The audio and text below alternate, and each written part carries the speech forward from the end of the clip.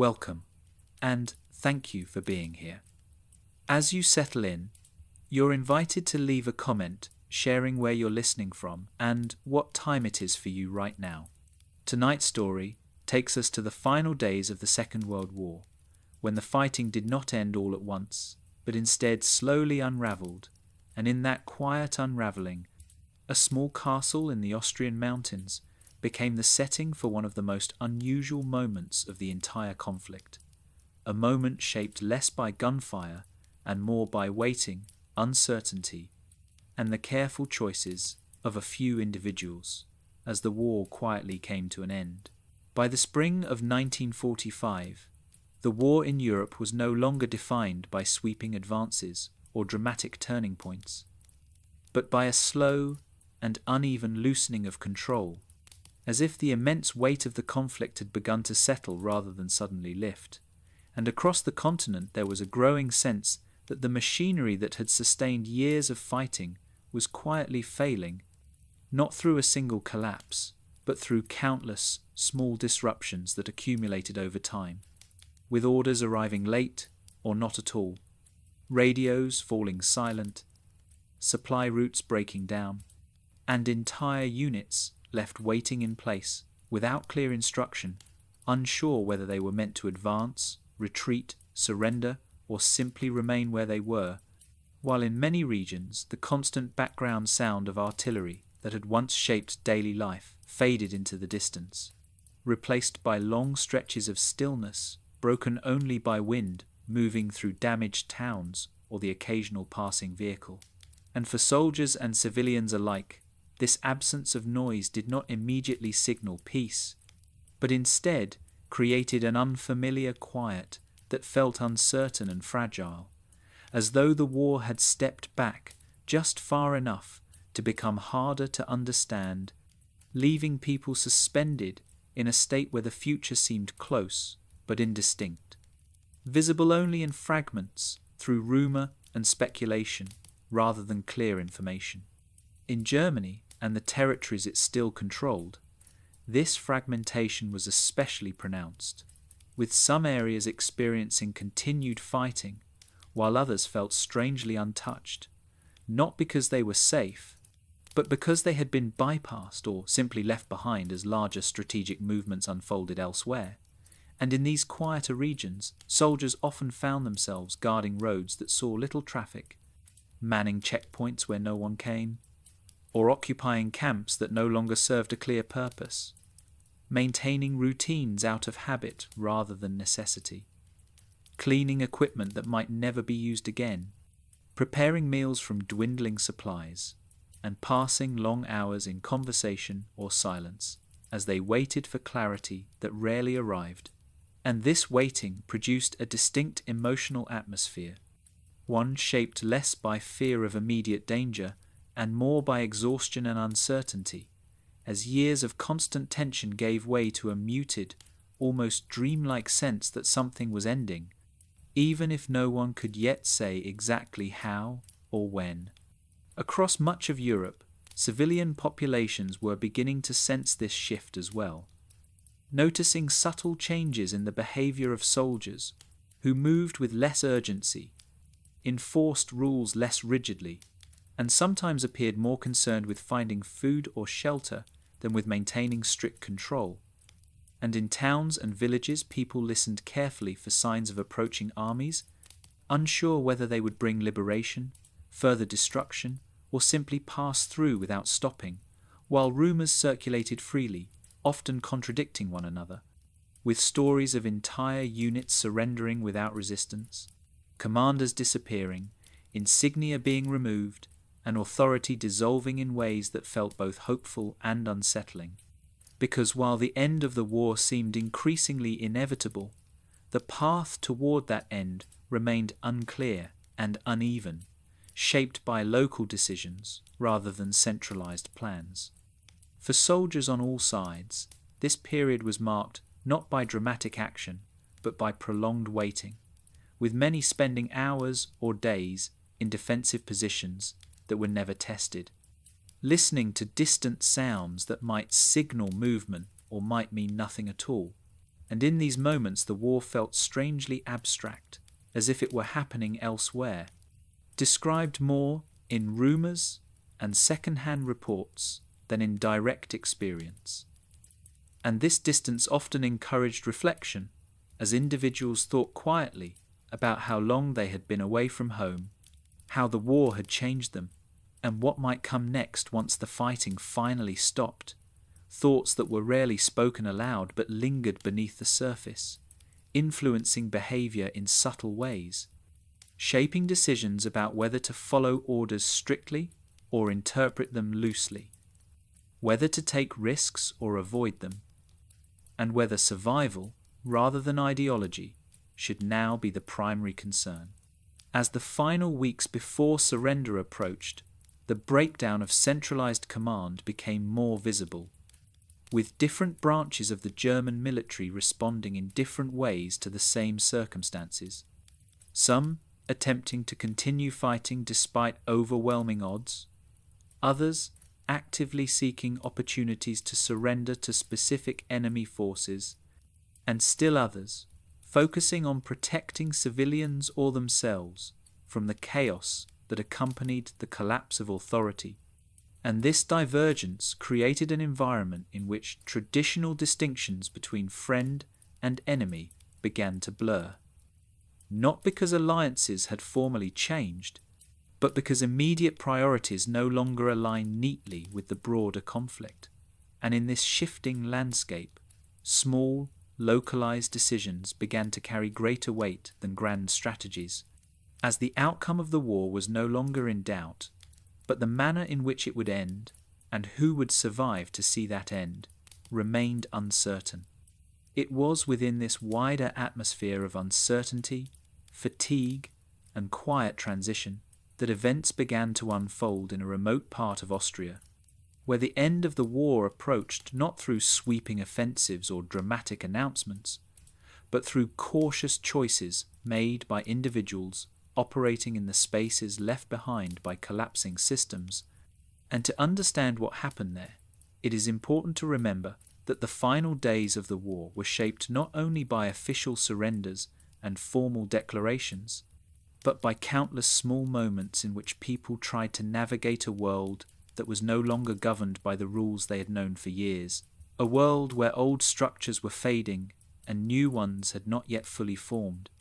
leaving behind a quiet, unsettled stillness that spread across the landscape and quietly set the stage for one of the most unusual episodes of the entire conflict. By late April and early May of 1945,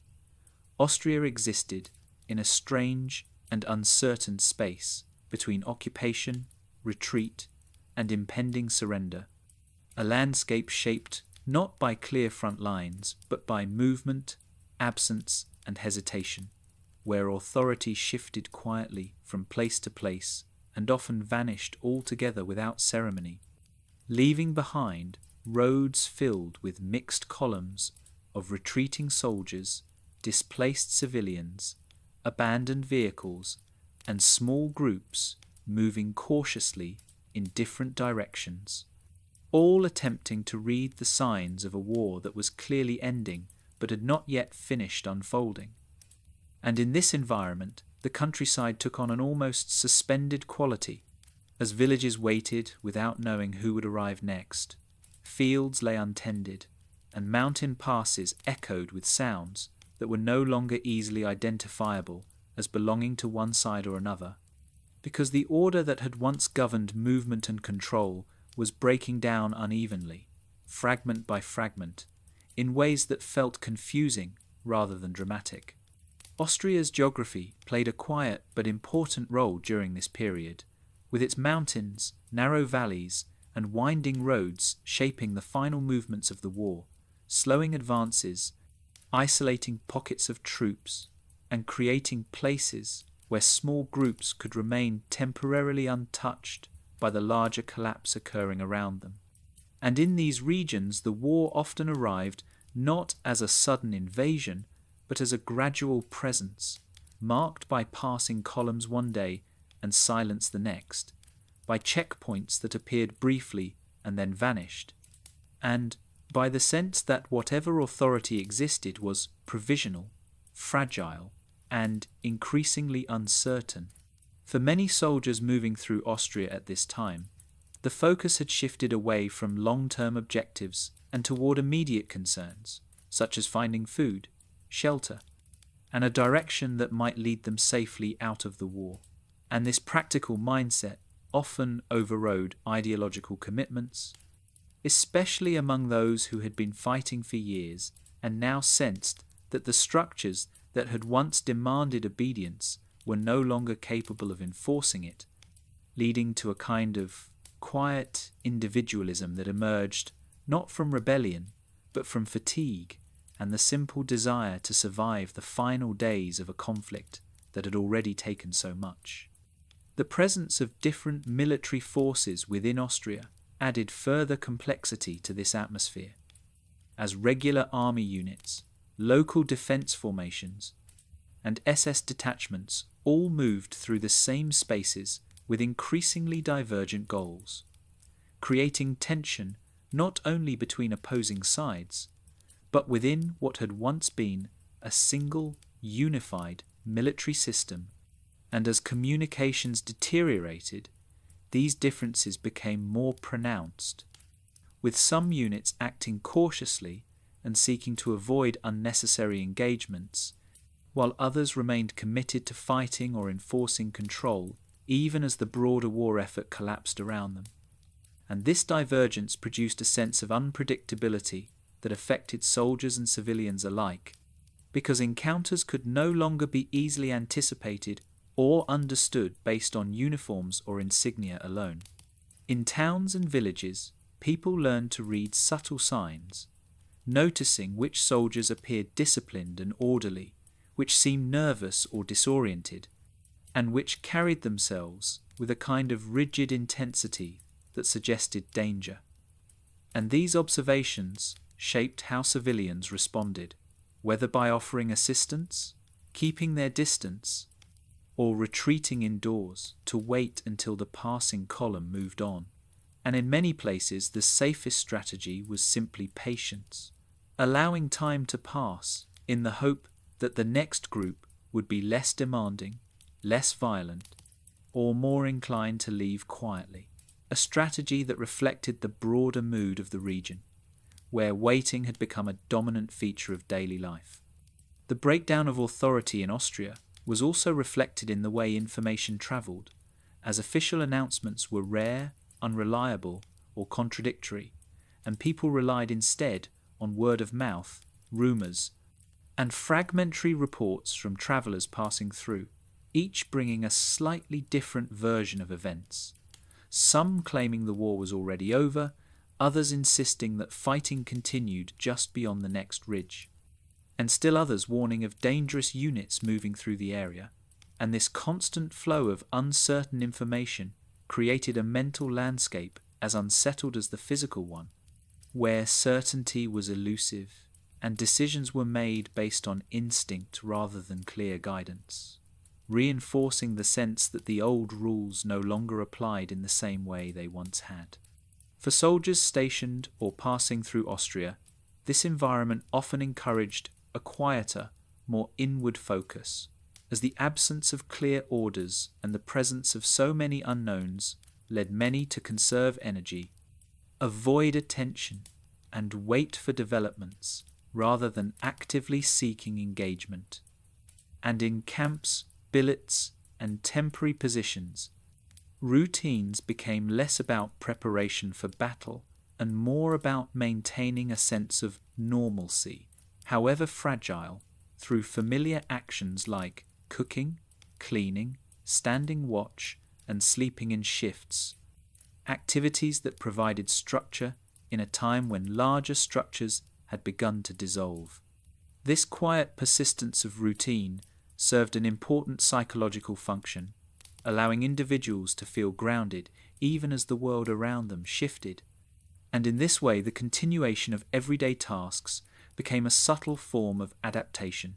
a means of navigating uncertainty without confronting it directly. And this pattern repeated itself across the region from small farmhouses to larger military installations, where people held on to what they could control while waiting for clarity that might never arrive. The approaching presence of Allied forces added another layer to this atmosphere, as their advance was often anticipated long before it was actually seen, announced by distant sounds, changing traffic patterns, and the gradual disappearance of German units from certain areas. And for many in Austria, this approach was met with a mixture of relief and apprehension. Relief at the prospect of the war ending, and apprehension about what the transition might bring, particularly in areas where memories of previous occupations or conflicts shaped expectations. And this mixture of emotions contributed to the overall sense of cautious stillness that characterized the final days of the war in the region. Within this broader context, isolated locations took on increased significance, as places that were difficult to reach or of limited strategic value sometimes became temporary refuges from the chaos, not because they were safe in any absolute sense, but because they existed slightly outside the main currents of movement and attention.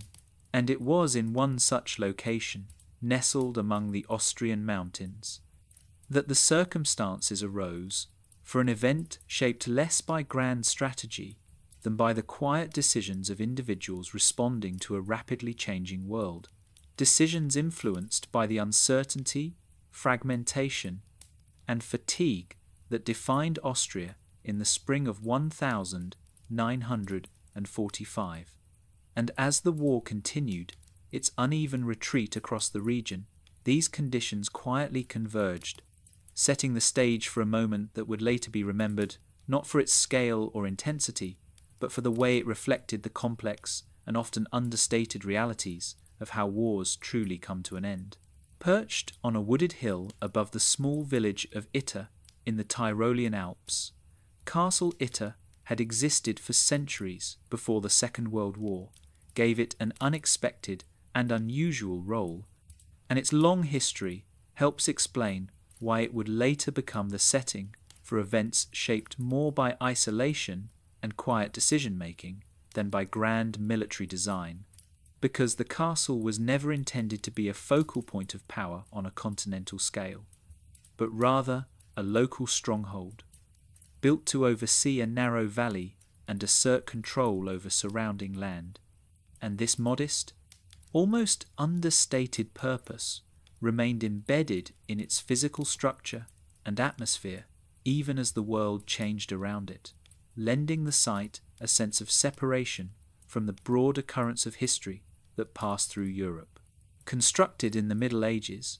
the castle followed the familiar logic of fortifications from that era, favouring elevation, thick stone walls, and a compact layout designed to be defensible by a relatively small number of people. And while it was never among the largest or most elaborate castles in the region, it was solid and enduring, shaped by practical concerns rather than ornamentation. With narrow windows, enclosed courtyards, and interior spaces that emphasized function over comfort, features that would later take on new significance when the castle's role shifted from feudal residence to wartime prison. Over the centuries, Castle Itter changed hands multiple times, reflecting the shifting political landscape of the region, and, like many such structures, it gradually lost its original military relevance as warfare evolved and centralized states replaced localized systems of control, eventually becoming more of a historical landmark than a strategic asset, a place remembered by locals as part of the landscape rather than as an active center of power. And this gradual fading into relative obscurity meant that by the 20th century, the castle was no longer closely associated with active defense or administration,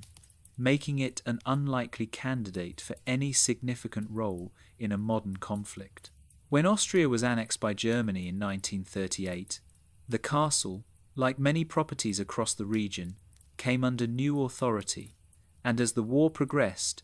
It was repurposed in a way that reflected both its physical characteristics and its geographical isolation, becoming an auxiliary detention site connected administratively to the Dachau concentration camp system. Though physically removed from the main camps and operating under a different set of daily conditions,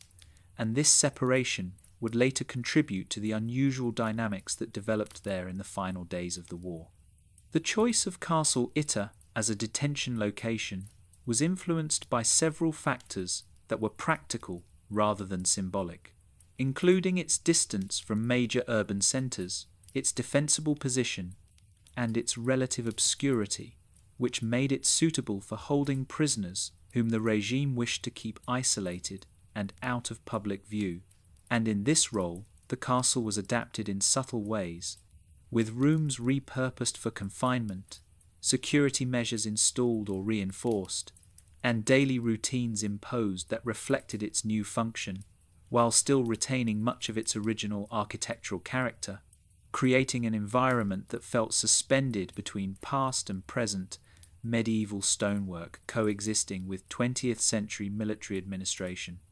Inside the castle, the physical layout shaped daily life in quiet but significant ways,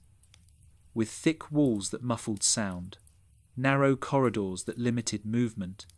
and elevated vantage points that offered expansive views of the surrounding valley, views that were both calming and isolating, reminding those inside of the distance between themselves and the outside world. And this sense of separation was heightened by the castle's position above the village, which made it visible from below while remaining physically removed, reinforcing the impression that it existed slightly apart from ordinary life, a place where time moved differently and events unfolded at a slower pace. Unlike large camps designed to process vast numbers of prisoners, Castle Itter held only a small group, and this limited scale contributed to an atmosphere that was markedly different from more infamous detention sites. Not because conditions were benign, but because the environment was quieter, more contained, and governed by routines that were less chaotic, allowing for a degree of interaction, conversation, and observation that would have been impossible elsewhere. And it was within this contained setting that relationships developed between prisoners and guards, shaped by proximity, repetition, and the gradual erosion of rigid boundaries as the war approached its end. The castle's isolation also meant that it relied on regular supply deliveries and communication with authorities outside the immediate area, and as the war began to collapse, these connections became increasingly unreliable,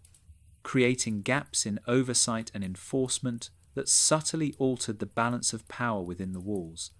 As guards received fewer instructions, supervision diminished, and the distance between official policy and everyday practice grew wider, allowing for individual discretion to play a greater role in how the site was managed. Architecturally, the castle was neither imposing nor grand by the standards of major fortresses, but its solidity and enclosure gave it a sense of permanence that contrasted with the instability of the world beyond its walls. And this contrast would later become especially pronounced as news of advancing Allied forces and collapsing German defences filtered in, turning the castle into a kind of island of relative stillness, surrounded by a rapidly changing landscape. For the prisoners held there, the castle's history and structure shaped their experience in subtle ways, influencing how they moved through the space, how they interacted with one another, and how they perceived their situation as the combination of medieval surroundings and modern captivity created a surreal atmosphere that encouraged reflection, conversation, and speculation about the future, particularly as the sounds of war receded and the routines imposed by the guards became less rigid.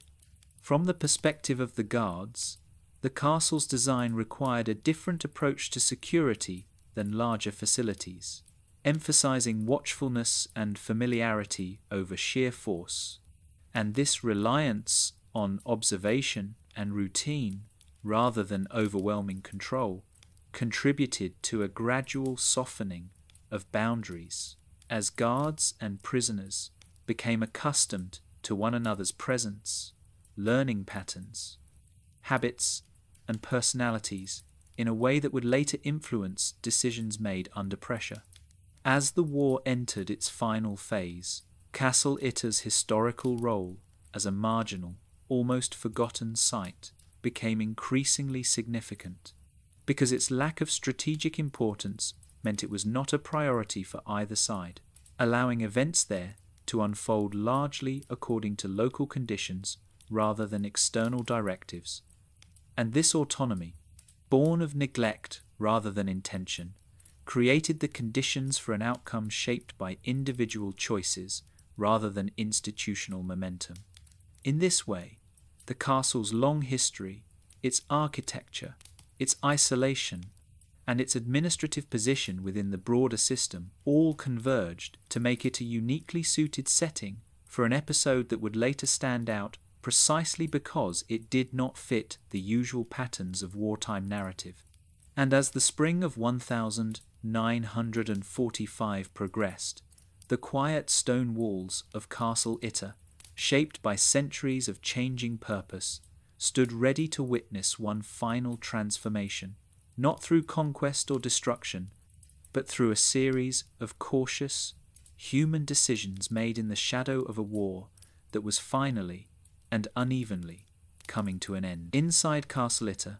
daily life for the prisoners unfolded at a pace shaped more by routine and restraint than by overt violence, and while their confinement was real and their freedom sharply limited, the atmosphere within the castle was markedly different from that of larger and more notorious detention sites, creating a setting where time passed slowly and quietly, marked by small rituals, conversations, and the gradual accumulation of shared experience rather than constant fear or physical hardship. And this difference would later play an important role in how events developed during the final days of the war. The men held at Castle Itter were not ordinary prisoners of war, but prominent French political and military figures, individuals who had once occupied positions of authority and public recognition, including former prime ministers, senior military officers, and influential civilians. And their presence gave the castle a unique character, as it brought together people accustomed to leadership and public life, and placed them in an environment defined by waiting, uncertainty, and dependence on forces beyond their control. Despite their status, their days were governed by the same basic constraints as any form of confinement, with limited freedom of movement, supervised routines, and an awareness that their fate was tied closely to the unpredictable course of a war that was now visibly nearing its end. And this awareness shaped their interactions with one another, encouraging long discussions, shared reflection, and a kind of quiet solidarity born from mutual uncertainty rather than shared ideology. The castle's physical layout influenced the rhythm of daily life in subtle but important ways, as the prisoners moved through stone corridors, gathered in shared spaces, and occasionally stepped outside under supervision to take in the view of the surrounding valley, moments that provided brief relief from confinement while also reinforcing the sense of separation from the world below.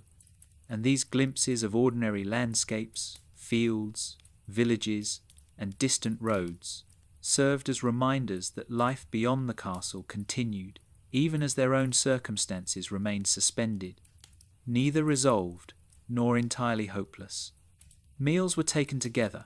often modest and increasingly irregular, as supplies became harder to obtain in the final weeks of the war. And these shared meals became important social moments, opportunities to exchange information, speculate about developments elsewhere, and maintain a sense of normalcy through conversation and routine, even as the quality and quantity of food reflected the broader breakdown occurring outside the castle walls. Conversations among the prisoners ranged widely, from discussions of past political decisions and military campaigns to more personal reflections on family, home, and the possibility of life after the war.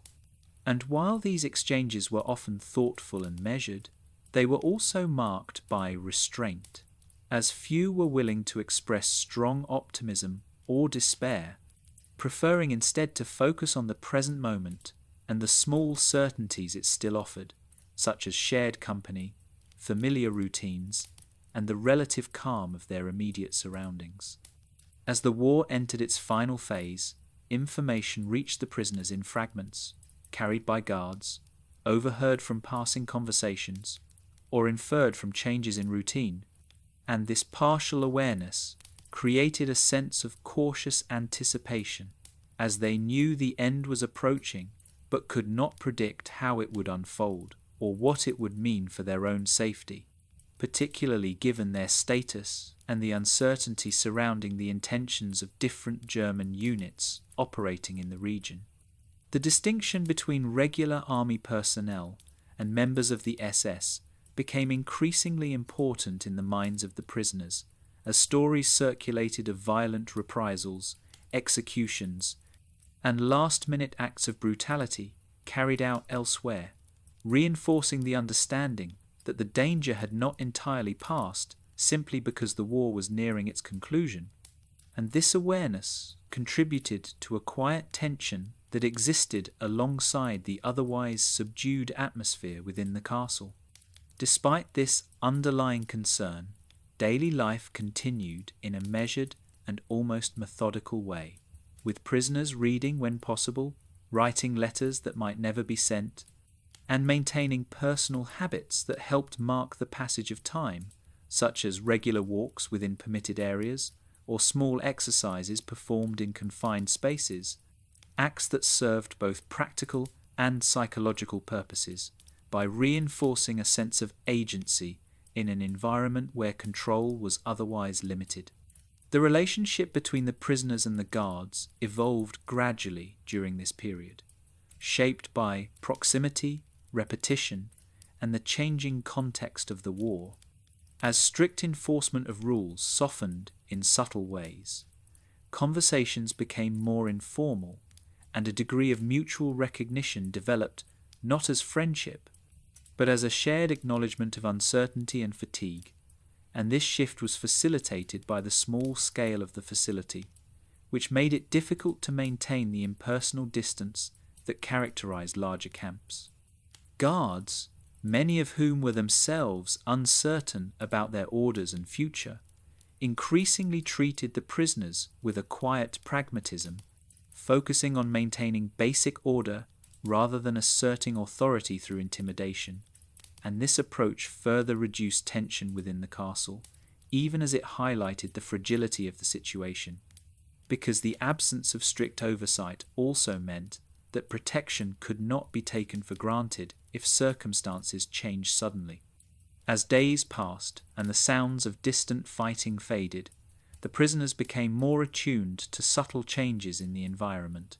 noticing when guards appeared anxious or distracted, when deliveries were delayed, or when routines were altered without explanation, and these observations fed into a growing awareness that the castle's isolation, once a source of relative stability, could also become a vulnerability if control shifted to more dangerous forces. Within the castle, evenings were often the quietest time, as activities slowed, conversations softened, and the weight of uncertainty settled more heavily, and during these hours the prisoners sometimes reflected silently on how unusual their situation was, confined in a medieval structure that seemed far removed from the modern conflict that had brought them there. And this contrast between setting and circumstance contributed to a sense of unreality, as if they were observing the end of the war from a distance, enclosed within stone walls that had witnessed centuries of change but remained unmoved by the specific events unfolding within them. Sleep, when it came, was often light and fragmented, shaped by the awareness that conditions could change quickly and without warning, and yet the overall calm of the castle, the absence of constant noise, and the relative predictability of daily routines provided a measure of rest that was increasingly rare elsewhere, allowing the prisoners to maintain physical and mental resilience even as uncertainty persisted. As the final days of April gave way to early May, the prisoners' conversations increasingly turned toward the question of what would happen next, not in terms of political outcomes or historical judgments, but in practical terms, such as who might arrive first, whether they would be transferred, released, or left in place, and how long the castle would remain under its current administration. And these discussions were marked by caution rather than optimism, reflecting an understanding that while the war's end was close, its final moments could still be unpredictable and dangerous. This cautious mindset, combined with the castle's isolation and the evolving behaviour of the guards, created a fragile equilibrium within the walls, one that depended heavily on the continuation of restraint and the absence of outside interference. And it was this delicate balance, maintained through routine, mutual observation, and quiet adaptation, that defined life for the prisoners inside Castle Itter as the war approached its conclusion, setting the stage for the decisions and events that would soon follow, shaped not by dramatic confrontation, but by the slow accumulation of uncertainty and the careful navigation of a world that was no longer governed by clear rules or stable authority. Among the men assigned to guard Castle Itter in the final weeks of the war, there was a noticeable shift taking place, one that did not occur suddenly or dramatically, but rather unfolded quietly over time as the larger structures that had once defined authority, loyalty, and purpose began to lose their coherence, leaving individuals to confront the reality that the war they had been ordered to fight was no longer governed by clear objectives or enforceable commands. And many of these guards, who were members of the regular German army rather than the SS, found themselves increasingly detached from the ideology that had once framed their service, not necessarily because of a sudden moral awakening, but because years of fighting, retreat, and loss had gradually eroded any sense that continued obedience served a meaningful end. These soldiers were not operating in a vacuum, and the distinction between the Wehrmacht and the SS became more significant as the war collapsed. Because while SS units often remained rigidly committed to enforcing control and ideology even in defeat, regular army soldiers were more likely to interpret the situation pragmatically, focusing on survival, responsibility, and the avoidance of unnecessary violence, especially in isolated postings where oversight was minimal and orders were infrequent or ambiguous. At Castle Itter, this distinction manifested itself in subtle changes to daily routines and interactions. As guards became less formal, enforcement of minor rules relaxed, and conversations that would once have been unthinkable began to take place,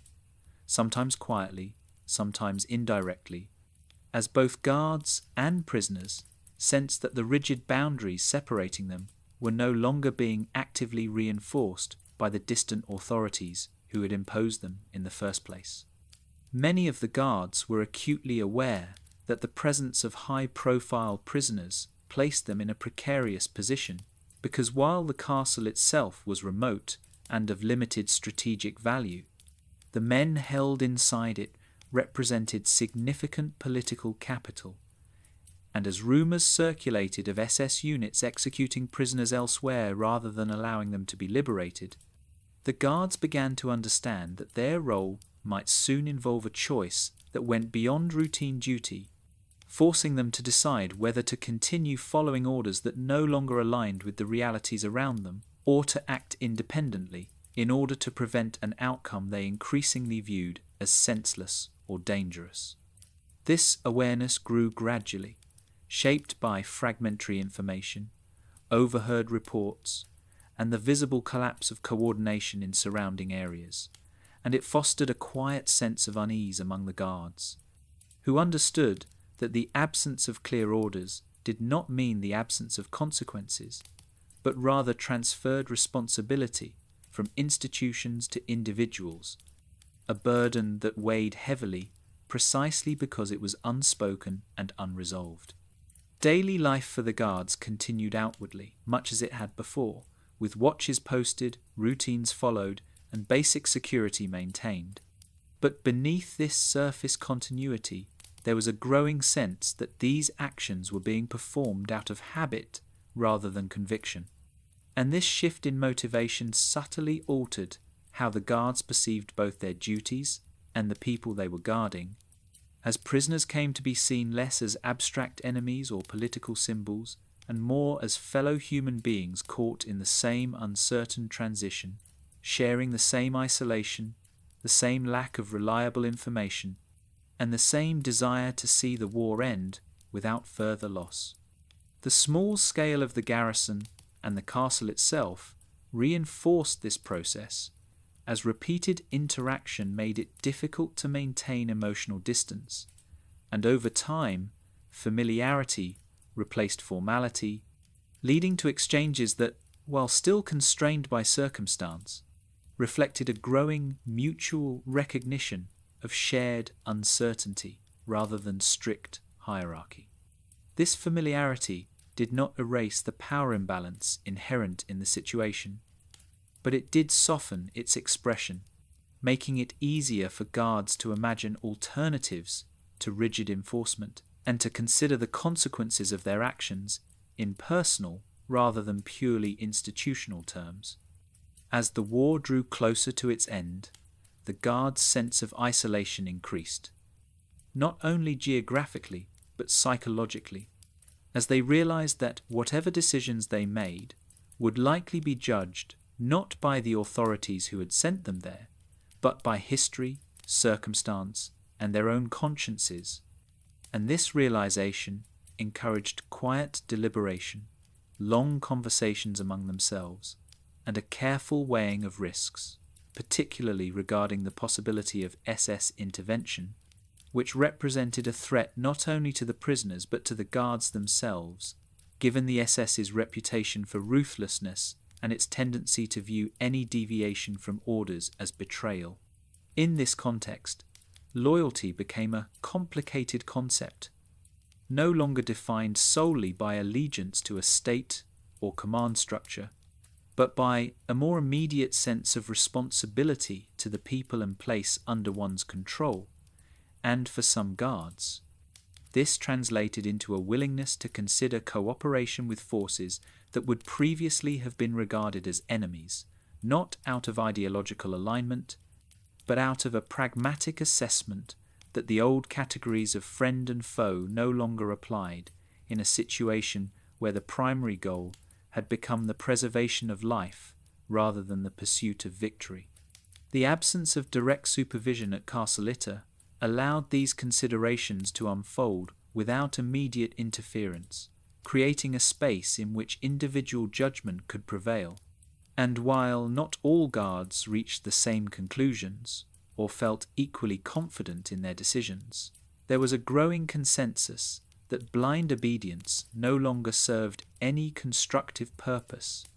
particularly when the outcome of the war was already determined and the risks of continued adherence to collapsing structures outweighed any perceived benefit.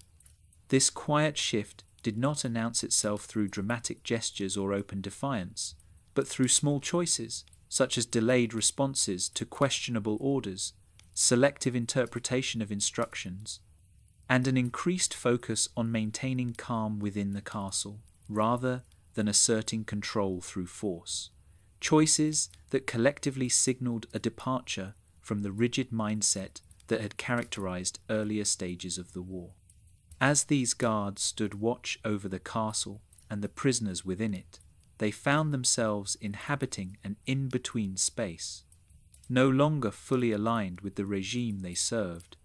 yet not openly opposed to it either, navigating a narrow path defined by uncertainty, fatigue, and a growing sense that the war's end required a different kind of responsibility than its beginning, and it was within this quiet, reflective atmosphere that the groundwork was laid for the decision that would soon follow, a decision shaped not by ideology or ambition, but by the slow realization that belief, once eroded, could not be easily restored, and that in its absence, action would have to be guided by something else entirely. Beyond the stone walls of Castle Itter, the world in the spring of 1945 was growing increasingly unstable, and while the interior of the castle remained relatively calm and contained, the surrounding countryside carried a quieter but more unpredictable danger, shaped by the movement of armed groups whose intentions were no longer clearly defined by official strategy or centralized command. And among these groups, the presence of Waffen-SS units posed a particular threat, not because they were numerous or strategically significant at this stage of the war, but because they often operated according to a different logic than regular army formations, one driven less by practicality and more by rigid loyalty to ideology, even as the broader conflict collapsed around them. As German authority fragmented, many SS units became effectively autonomous, cut off from clear orders, yet unwilling to surrender. And this combination of isolation and ideological commitment made them unpredictable, especially in regions like Austria, where the war's end had not yet been formalized, and local conditions varied widely from one valley to the next. Reports filtering into Castle Itter, though incomplete and often vague, suggested that SS detachments were still active in the area, moving through villages, enforcing discipline, and in some cases carrying out executions or reprisals against those they viewed as enemies or traitors. And these reports, whether fully accurate or not, carried enough credibility to heighten concern among both the prisoners and the guards, because they reflected a pattern seen elsewhere in the final days of the war, where small groups acting independently could still cause significant harm despite the inevitability of defeat. The threat posed by these units was not immediate in the sense of an impending attack, but rather atmospheric, existing as a constant possibility that shaped behavior and decision-making within the castle, influencing how guards interpreted their responsibilities and how prisoners assessed their own safety. And this kind of threat was especially unsettling because it lacked clear boundaries, with no reliable way to predict when or where such units might appear, how long they would stay, or what actions they might take upon encountering a site like Castle Itter, which held prisoners of considerable symbolic and political value. The castle's isolation, once a source of relative stability, now became a double-edged condition, because while it reduced the likelihood of casual interference, it also meant that if a hostile force did arrive, there would be little immediate support or oversight, leaving those inside to manage the situation largely on their own. This awareness fostered a quiet vigilance, as guards paid closer attention to distant sounds, changes in the pattern of movement along nearby roads, and the behaviour of local civilians, who often served as informal indicators of shifting conditions, with their actions reflecting whether danger was approaching or receding. Within the castle, the idea of the SS existed as both a concrete and abstract presence, embodied not in direct encounters, but in stories, rumours, and shared understanding of what SS involvement could mean. And this shared understanding did not require graphic detail to be effective, because the reputation of these units was well known and widely feared, creating a background sense of tension that influenced behaviour without dominating daily life. Guards discussed the possibility of SS intervention quietly among themselves, weighing the risks and considering what such an encounter might require of them, while prisoners, aware of their own vulnerability, became more attentive to subtle changes in guard behaviour,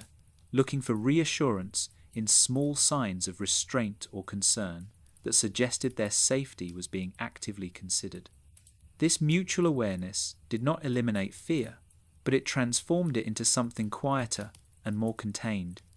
a shared understanding that the situation was fragile and that the margin for error was narrowing as the war's end approached.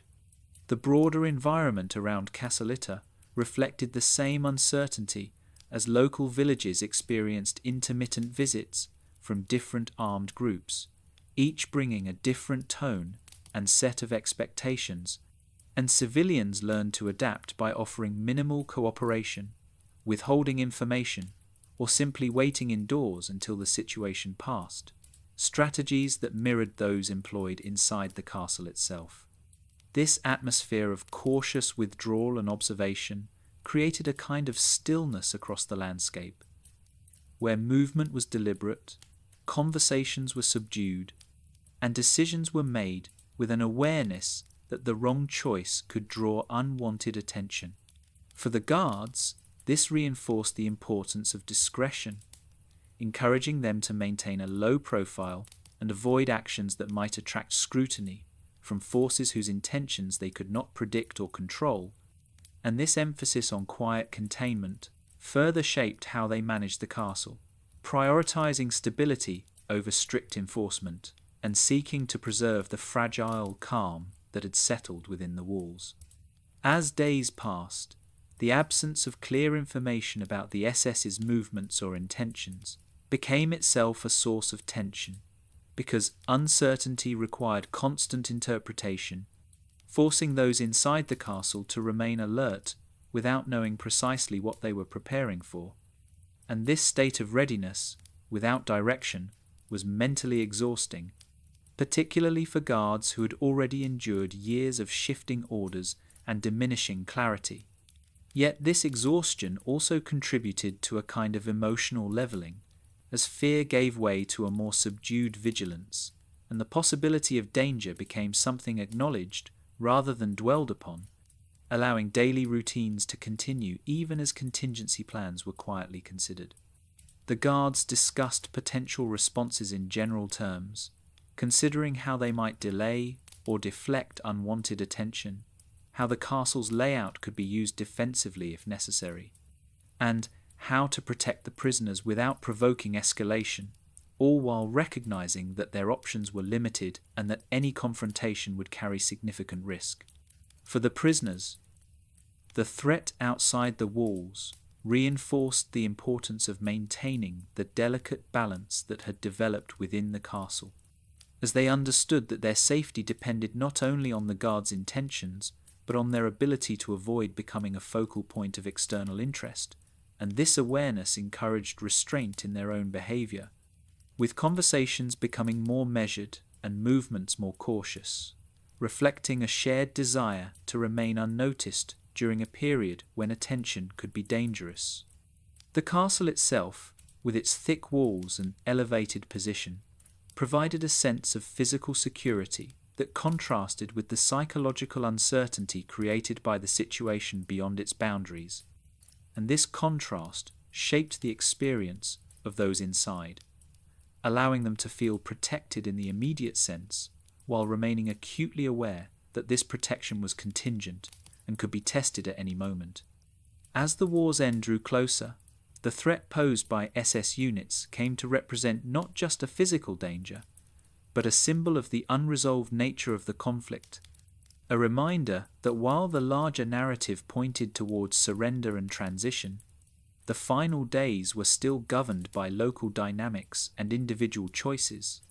and that the difference between safety and catastrophe could hinge on decisions made quietly, without witnesses or recognition. This understanding deepened the sense of responsibility felt by the guards, who recognized that their actions might soon have consequences far beyond their immediate duties, and it sharpened the prisoners' awareness of their dependence on those decisions,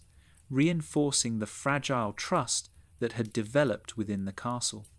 In this way, the threat outside the walls did not erupt into immediate violence, but instead shaped the emotional and moral landscape of Castle Itter, creating a subdued tension that influenced every interaction and decision. And as the days continued to pass in this uncertain stillness, it became increasingly clear that the calm within the castle was not simply a product of isolation, but the result of careful, deliberate restraint exercised in the shadow of forces that were still capable of disruption, even as the war itself moved inexorably toward its end. As the uncertainty surrounding Castle Itter deepened and the threat beyond its walls became more difficult to ignore, the burden of decision-making gradually narrowed to a small number of individuals whose positions placed them between collapsing authority and immediate responsibility. And among them was a German officer who found himself confronting a situation for which neither regulations nor ideology offered clear guidance, because the war, as he had known it, was no longer being directed from above in any meaningful way, leaving him to interpret events through observation, experience, and a growing awareness that time itself was now the most decisive factor. This officer, like many others in the regular German army during the final days of the war, had spent years operating within a system that emphasized obedience, hierarchy, and the execution of orders, regardless of personal judgment. Yet by the spring of 1945, those structures had weakened to the point where following orders was no longer a simple or even possible act. As communications failed, commands contradicted one another, and the chain of authority frayed into something indistinct and unreliable. In this environment, the officer's role shifted subtly but decisively from one defined by execution of policy to one shaped by interpretation and choice, and this shift carried a weight that was felt quietly rather than dramatically, as he considered not only what he had been trained to do, but what the current situation demanded in practical and human terms. Stationed in a region where SS units still operated with dangerous autonomy and where Allied forces were approaching from multiple directions, he understood that neutrality was no longer a passive state, but an active one,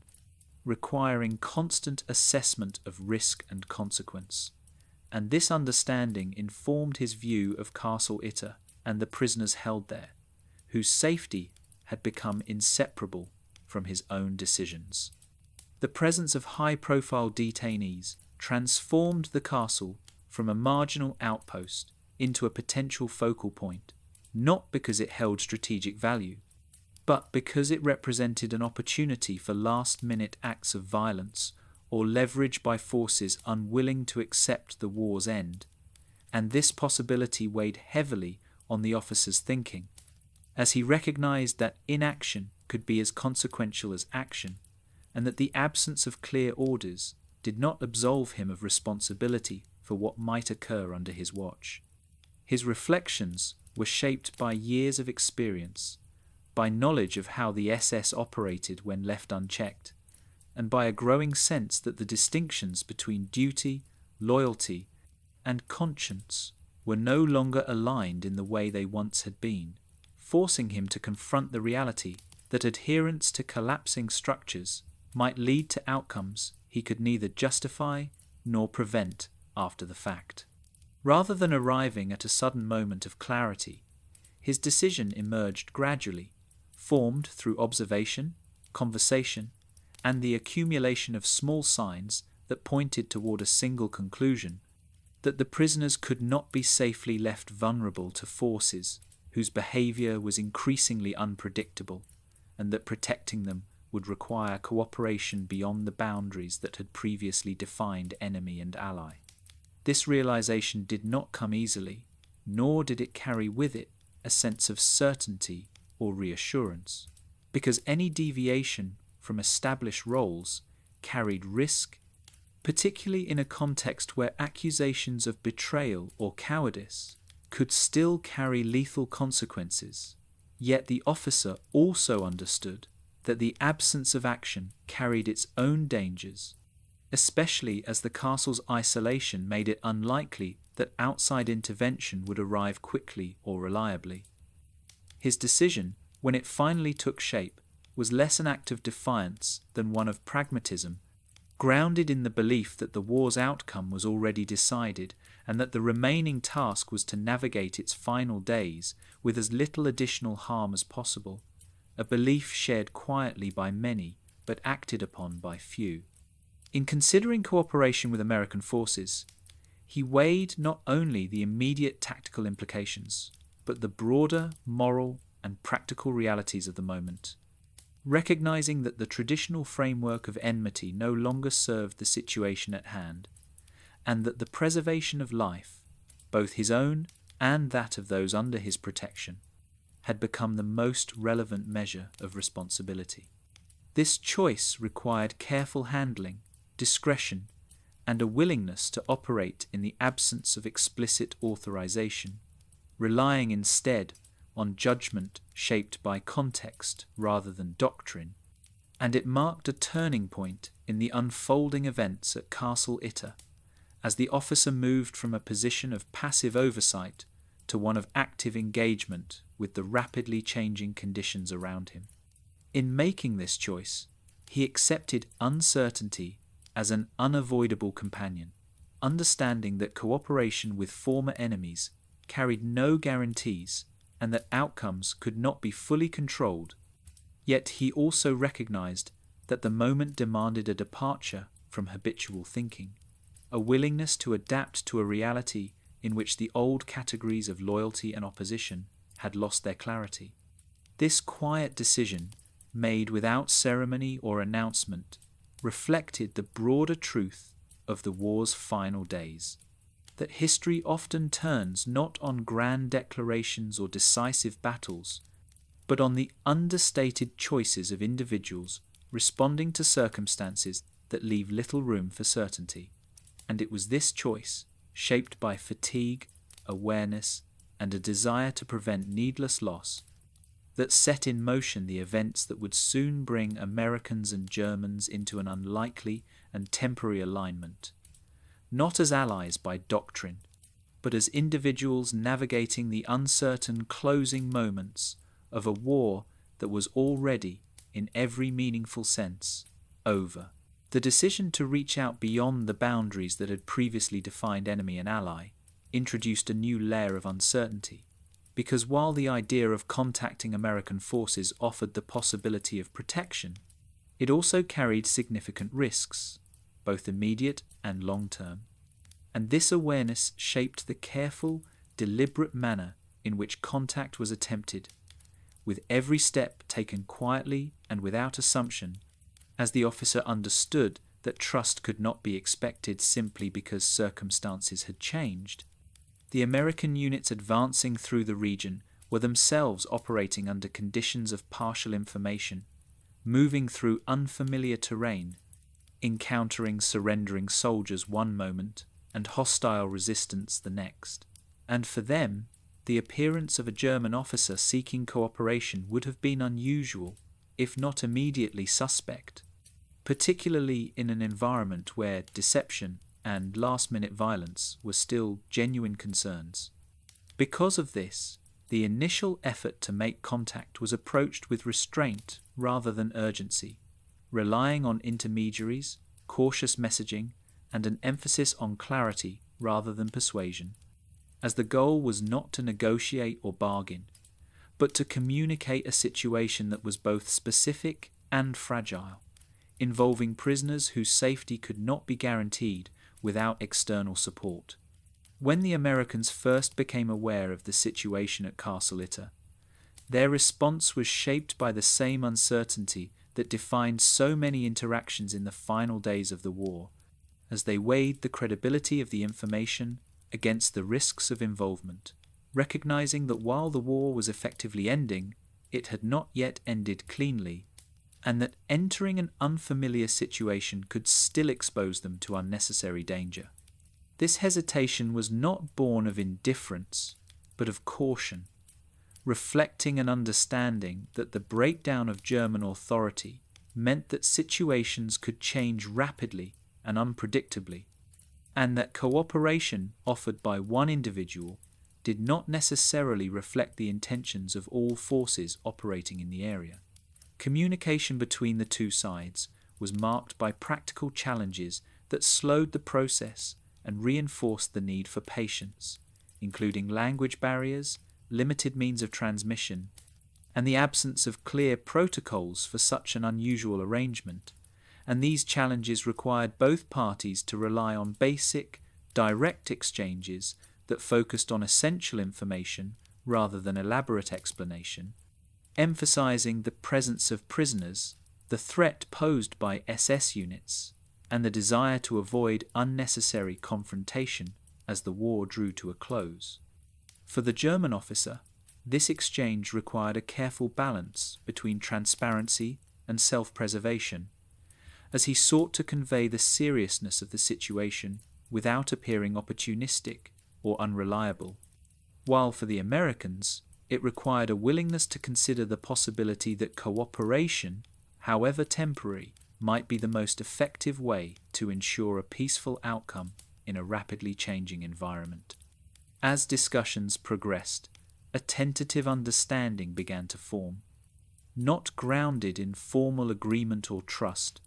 but in a shared recognition of reality that the war's conclusion was imminent, that continued violence served no strategic purpose, and that the safety of those involved depended on restraint and coordination rather than assertion of dominance. The Americans' perspective was shaped by their own recent experiences, having encountered numerous instances of surrender, confusion, and fragmented authority as they advanced, and this context made them more receptive to unconventional solutions, provided they could be managed with caution, and as they considered the situation at Castle Itter, they recognized that the presence of high-profile prisoners introduced a moral and practical imperative that could not be ignored, even as they remained aware that involvement carried risk. The decision to assist was therefore framed not as an alliance, but as a limited, situational response to a specific problem, one that required clear boundaries and constant vigilance, and this framing helped maintain focus on the immediate objective, protecting the prisoners and preventing escalation, rather than becoming entangled in broader questions of loyalty or reconciliation. For the German officer, this distinction was equally important, as it allowed him to justify cooperation as a necessary response to circumstances rather than a repudiation of identity, preserving a sense of coherence in a moment when the old frameworks had already begun to dissolve. As plans took shape, the practical realities of cooperation became apparent, requiring careful coordination regarding movement, positioning, and communication, all of which had to be managed quietly to avoid drawing attention from hostile forces. And this necessity further reinforced the atmosphere of restraint that characterized the interaction, as both sides worked to minimize visibility and maintain the appearance of normalcy in the surrounding area. The process of coordination itself unfolded slowly, marked by pauses, reassessment, and the exchange of small but significant details, such as the layout of the castle, the number of guards and prisoners, and the likely approaches that hostile units might use if they chose to intervene. And this gradual accumulation of shared understanding served to reduce uncertainty even as it highlighted the limits of what could be controlled. Throughout this process, neither side assumed the best or worst of the other, instead approaching each interaction with measured expectation, recognizing that trust, if it were to exist at all, would have to be provisional and continuously evaluated against unfolding conditions. The presence of American forces, even at a distance, altered the psychological landscape of Castle Itter, as guards and prisoners alike became aware that the castle was no longer entirely isolated, and this awareness brought with it a cautious sense of reassurance, tempered by realism, because while assistance was possible, it was not guaranteed, and any intervention would likely be limited in scope and duration. For the guards who had already begun to distance themselves from rigid obedience, the contact with Americans validated their sense that alternative paths existed, that the end of the war did not have to be marked by needless violence or rigid adherence to collapsing authority, while for the prisoners it introduced a new variable into an already complex situation, offering hope without certainty, and reinforcing the importance of maintaining the fragile calm that had developed within the castle. This new dynamic also introduced subtle changes in behaviour. As routines were maintained with greater attentiveness, watchfulness increased, and conversations became more deliberate, reflecting an understanding that events were entering a critical phase in which small actions could carry significant consequences. As communication continued, the shared goal of preventing SS intervention became a unifying focus, transcending previous divisions and providing a practical basis for cooperation that did not require ideological alignment, only a recognition of shared interest in stability and preservation of life. And this focus allowed both sides to operate within a narrow but workable framework, coordinating efforts without overextending trust or commitment.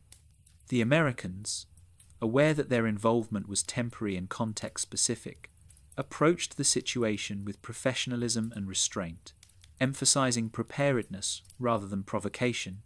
while the German officer worked to ensure that cooperation remained discreet and did not trigger suspicion among other German units in the area, a task made more difficult by the fluid nature of the surrounding environment. These parallel efforts reflected a broader truth about the war's final days, that resolution often depended not on decisive action, but on careful management of uncertainty, patience, and a willingness to adapt to conditions that defied established expectations. By the time the arrangements were in place, the nature of the relationship between the Americans and the German defenders of Castle Itter had settled into something that was neither alliance nor opposition, but a pragmatic alignment shaped by necessity and limited by circumstance, defined by a shared understanding that the situation demanded cooperation without illusion, and that the success of their efforts would depend as much on restraint and timing as on any display of force. This understanding did not eliminate tension or uncertainty, but it provided a framework within which decisions could be made calmly and deliberately, setting the stage for the next phase of events in which preparation and waiting would once again take precedence over action, and where the quiet collaboration forged in uncertainty would be tested not by grand strategy, but by the simple challenge of holding a position long enough for the war, at last, to pass beyond it. With contact established and a tentative understanding in place, attention turned quietly toward preparation, not in the sense of building a fortress or planning an aggressive stand, but in the more restrained and methodical work of making the castle as secure and orderly as possible under the circumstances, an effort defined by patience, practicality, and an awareness that the goal was not victory but endurance. And this shift in focus brought a subtle change in atmosphere within Castle Itter, as guards and prisoners alike began to sense that the coming hours would be shaped less by uncertainty alone and more by deliberate action, even if that action remained quiet and measured. The process of preparation unfolded slowly, guided by the realities of the castle's structure and the limited resources available, as attention was given first to understanding the space itself, noting the thickness of the walls, the placement of windows, the narrow approaches leading up the hill, and the way sound carried across the surrounding landscape, details that had once been part of the castle's medieval purpose and now quietly informed its modern use as a place of refuge rather than dominance. Guards moved through corridors and stairways with renewed attentiveness, not rushing, but observing, considering which areas offered clear lines of sight, which provided cover, and which might require reinforcement or monitoring, while conversations remained subdued, focused on practical concerns rather than speculation, reflecting an understanding that calm coordination was more valuable than urgency in a situation where escalation could attract unwanted attention. Furniture was repositioned not dramatically, but thoughtfully, moved to provide cover near entrances or to block direct lines through doorways, and these small adjustments, made without noise or haste, contributed to a sense of purposeful activity that contrasted with the earlier days of waiting, offering a way to channel anxiety into constructive effort without disrupting the fragile calm that had settled over the castle. Weapons, limited in number and variety, were inspected and placed where they could be accessed if necessary, with emphasis on readiness rather than display, and this process was carried out with an almost routine care, as if cleaning or maintaining equipment were simply another daily task, reinforcing the idea that preparation did not require alarm, only attention. Ammunition was counted and distributed conservatively, not because an extended engagement was anticipated, but because restraint was essential, and every decision was guided by the understanding that the castle's greatest strength lay not in its capacity to repel a determined assault, but in its ability to remain unremarkable and avoid provoking one. The layout of the castle naturally encouraged this approach, as its elevated position and narrow access routes favoured observation and delay over confrontation, and those responsible for planning recognised that their role was to hold the space quietly, to watch and wait, and to respond only if necessary, trusting that time itself was now working in their favour as the war's end approached. Prisoners, though not directly involved in defensive planning, were nonetheless affected by these preparations, as they observed the subtle changes in their environment and sensed the shift in intent, and their presence influenced the tone of the preparations, reminding those responsible that the objective was protection rather than resistance, and that any action taken had to account for the safety of people who could not simply withdraw or relocate if circumstances changed. Throughout this period, communication remained deliberate and limited, with instructions shared quietly and only as needed, avoiding unnecessary discussion that might increase tension or invite misunderstanding. And this restraint helped preserve the sense of order that had become essential to maintaining morale and focus. Guards coordinated with the Americans through minimal exchanges, ensuring that expectations remained aligned and that any movement or change in posture was understood to be defensive rather than provocative. And this careful coordination reinforced the provisional nature of their cooperation, emphasizing that it existed solely to manage a specific situation rather than to redefine relationships or roles more broadly. The castle's surroundings were monitored with particular attention, as guards took turns watching the approaches, noting changes in light, sound, and movement. And these watches were conducted with a calm vigilance that reflected both experience and fatigue, a watchfulness that was attentive without being anxious, grounded in the understanding that overreaction could be as dangerous as inaction. As hours passed, the rhythm of preparation blended into the familiar patterns of routine, creating a steady flow of activity that neither hurried nor stalled. And this continuity helped maintain a sense of normalcy, even as the situation remained unresolved, allowing those inside the castle to feel anchored in the present rather than overwhelmed by anticipation. Meals were taken as usual, conversations continued quietly, and rest was encouraged whenever possible. recognizing that alertness depended on balance rather than constant readiness. And this emphasis on sustaining energy rather than expending it reflected a mature understanding of the circumstances, one shaped by years of war and the recognition that endurance often mattered more than intensity. The castle itself seemed to absorb this quiet purpose, its stone walls and enclosed spaces, providing a sense of stability that contrasted with the uncertainty beyond. And this physical presence contributed to the collective effort, offering reassurance through its solidity and familiarity, even as its age and history reminded those inside that it had witnessed many transitions before and would likely witness many more. The act of preparing for defense also served as a form of psychological alignment, bringing together individuals who had previously occupied sharply defined roles and placing them within a shared framework of responsibility.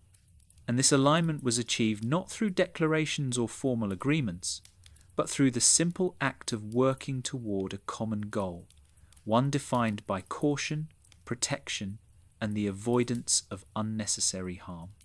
For the guards, this meant balancing their training with the realities of the moment, applying skills learned in another context to a situation that demanded restraint rather than aggression, while for the prisoners, it meant trusting that those around them were acting with consideration, even as uncertainty remained. This mutual reliance reinforced the fragile trust that had developed,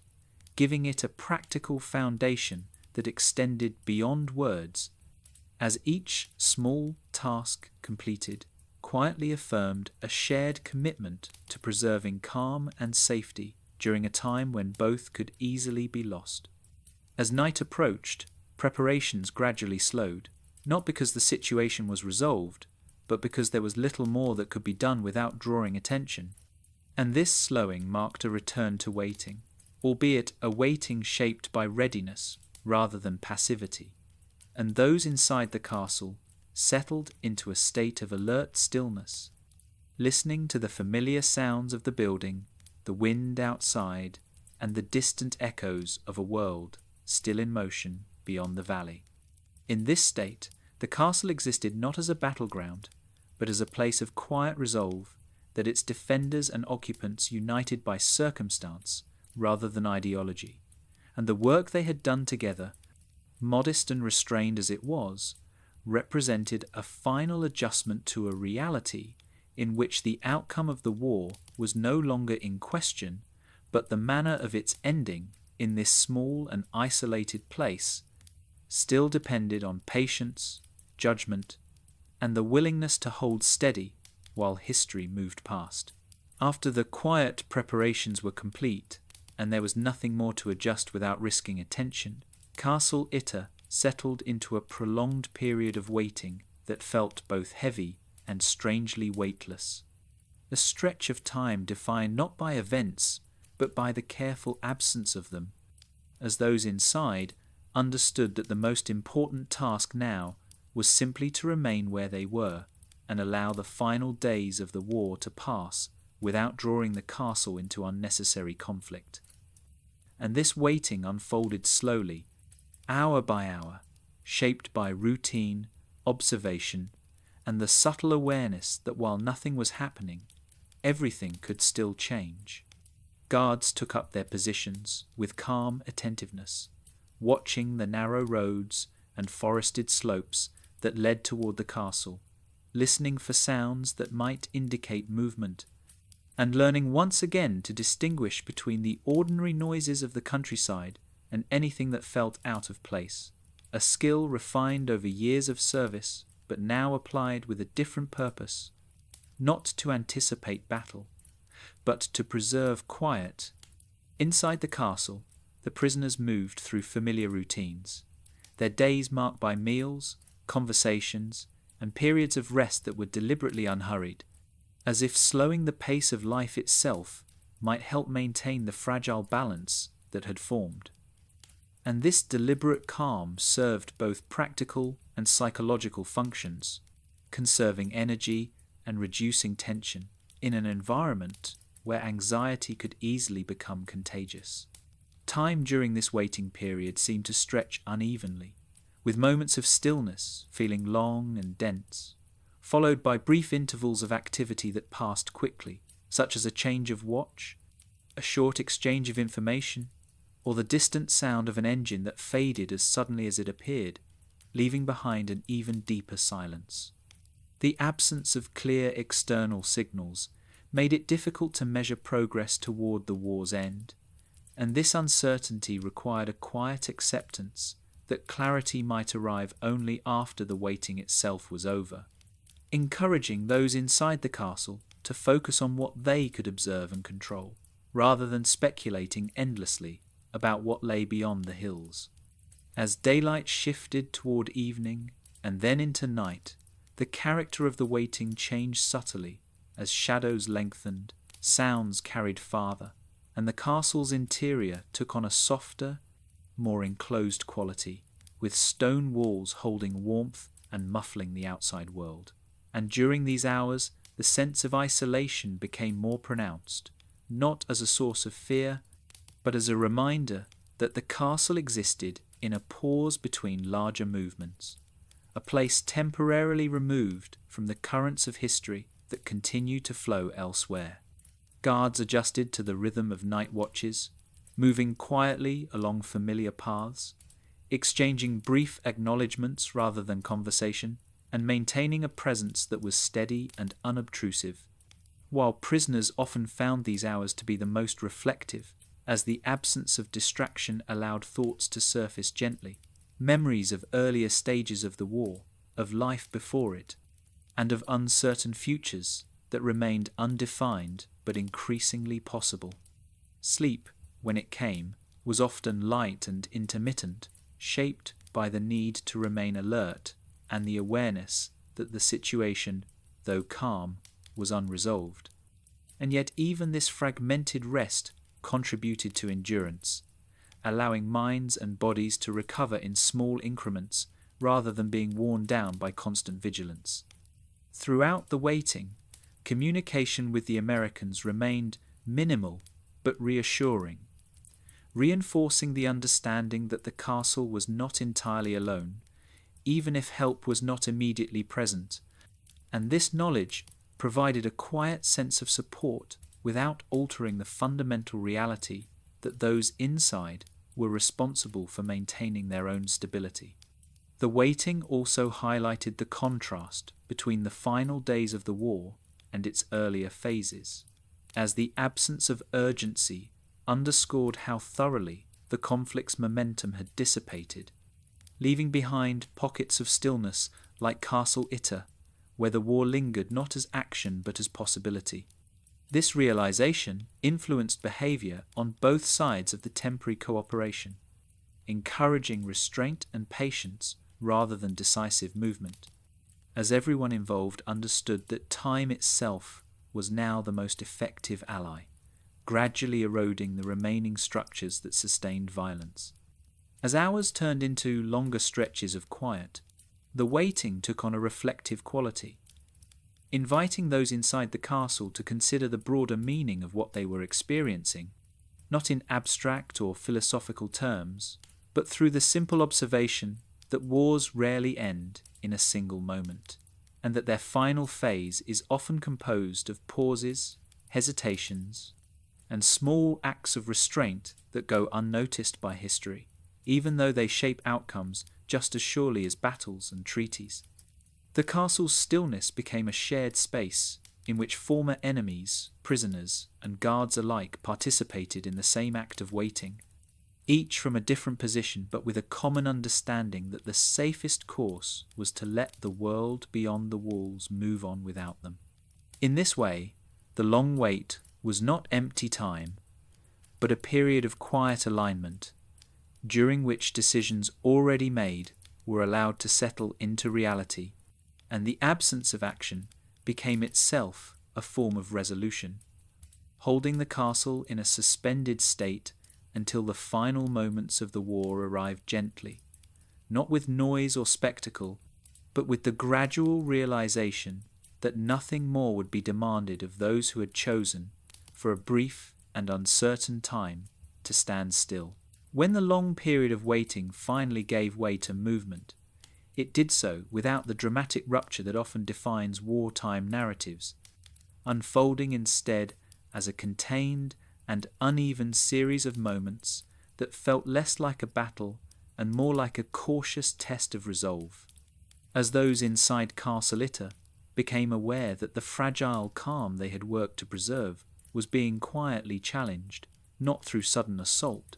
but through the gradual approach of an SS force whose presence was signalled first by distant sounds, subtle changes in the landscape, and the tightening attention of the guards, rather than by immediate confrontation. The awareness of this approach moved through the castle quietly, communicated in brief exchanges and purposeful glances rather than alarm, and preparations that had already been made now shifted from theoretical to practical. As positions were taken calmly, movements were measured, and the emphasis remained firmly on control and restraint rather than aggression.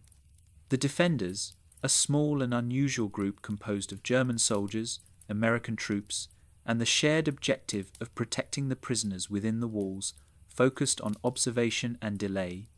understanding that their strength lay not in overwhelming force, but in the ability to hold their ground long enough for the broader collapse of the war to continue its work beyond the valley.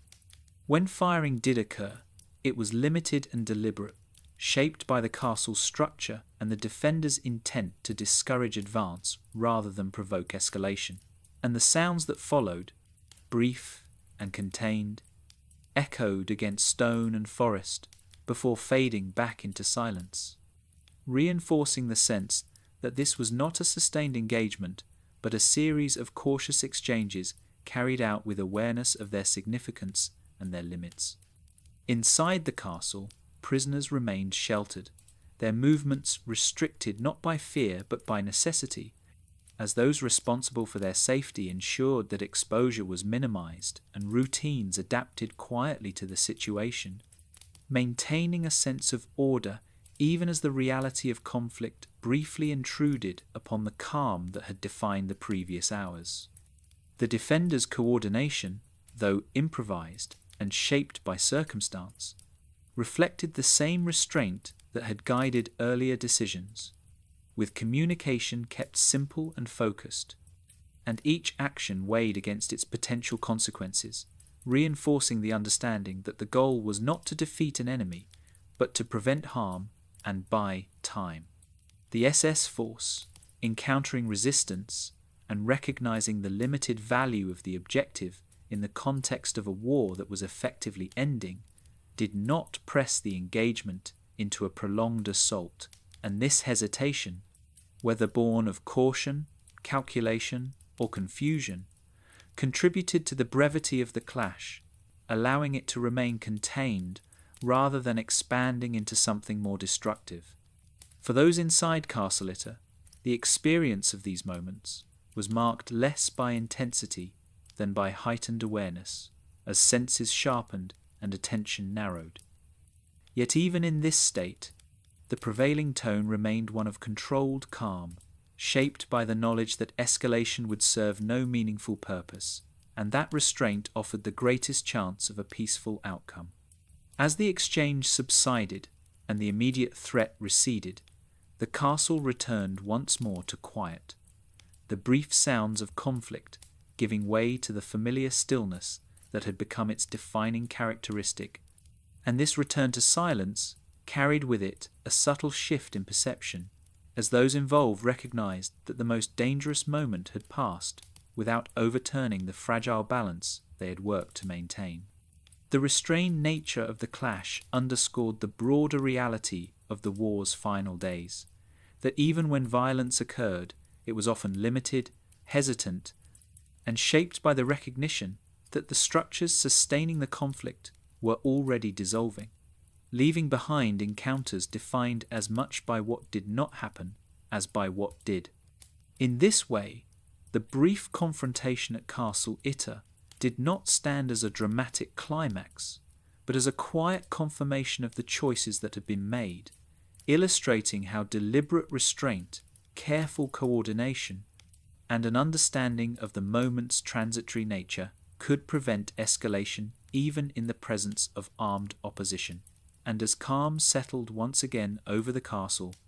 it became clear that the decision to hold steady rather than press forward had allowed the war in this small and isolated place to continue its slow retreat into history. The arrival of reinforcements did not announce itself with fanfare or dramatic reversal, but instead emerged gradually from the same quiet uncertainty that had defined the preceding hours,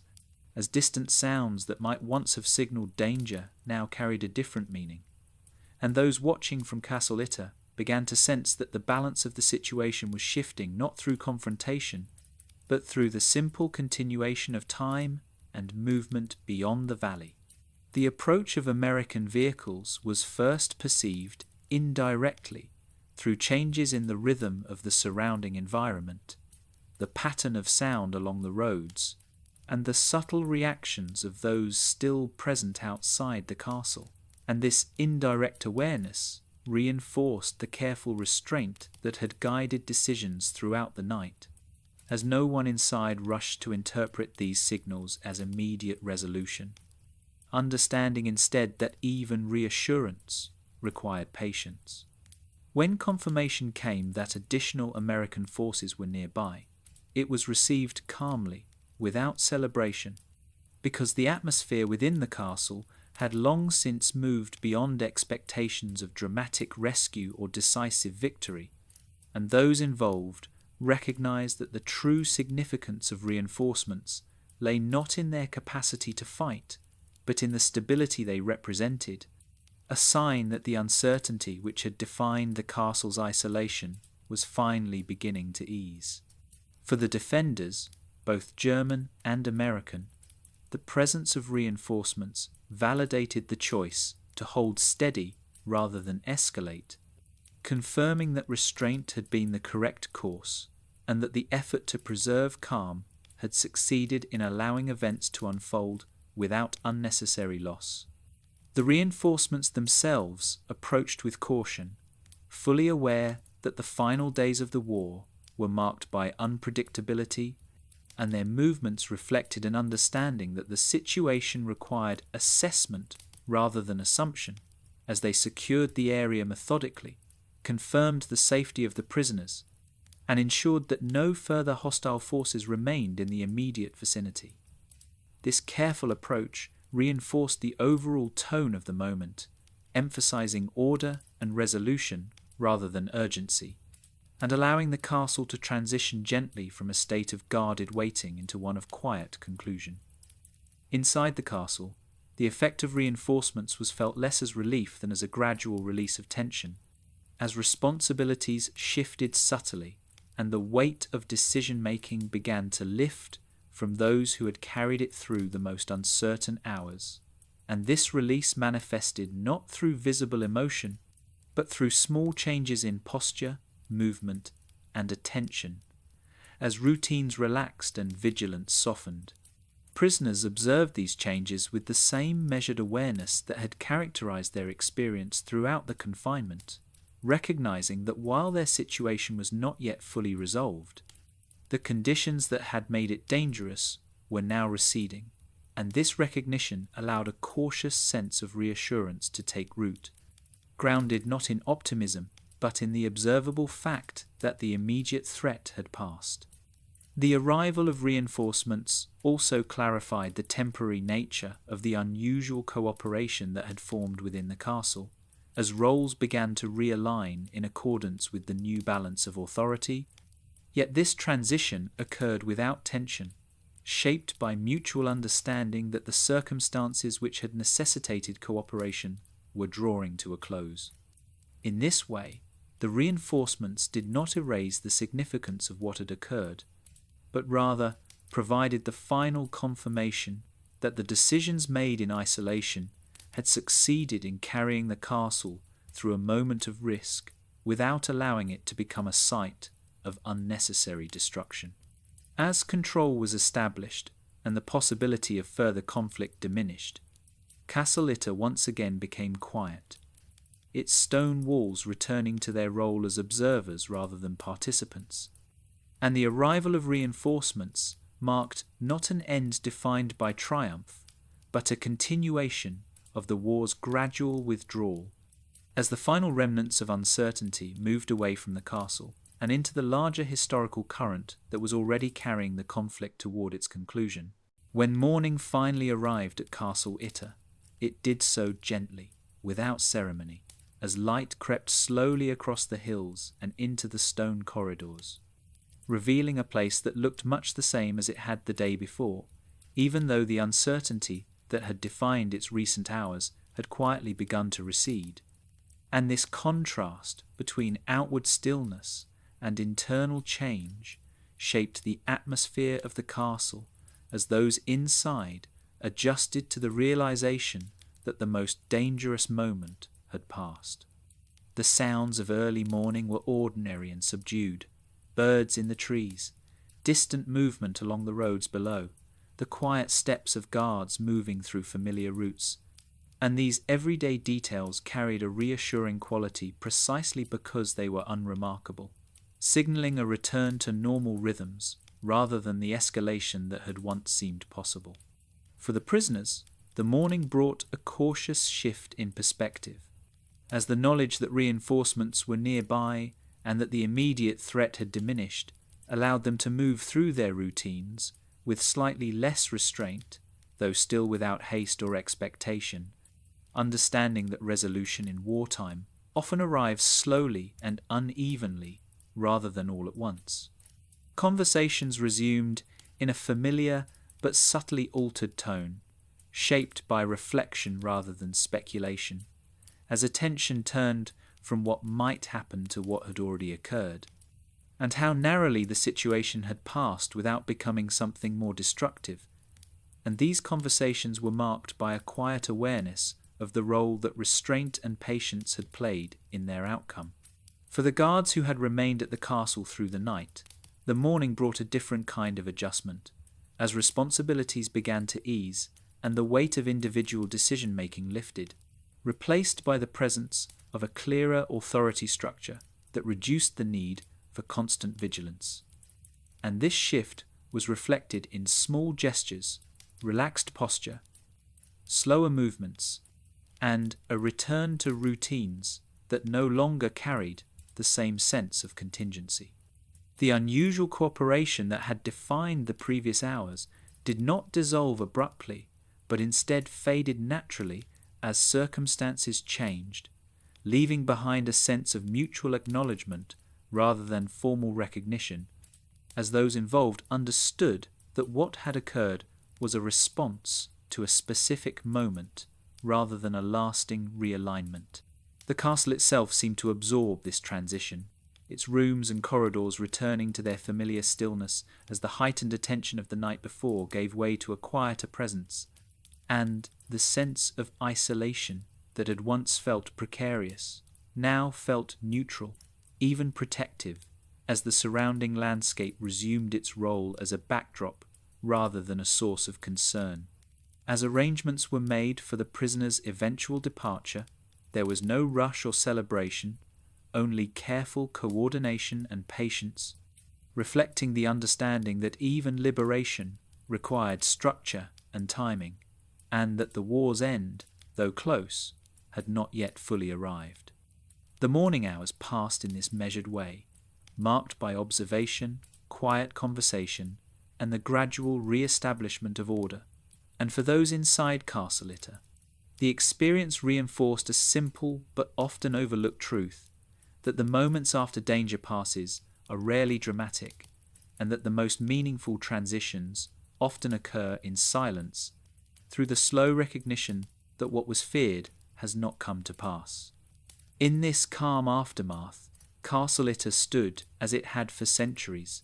unchanged in form, but newly marked by experience. Its role in the war complete, not through conquest or destruction, but through endurance, and as the morning unfolded, it became increasingly clear that the castle's brief place in the conflict was already receding into memory, leaving behind a quiet reminder that even in war,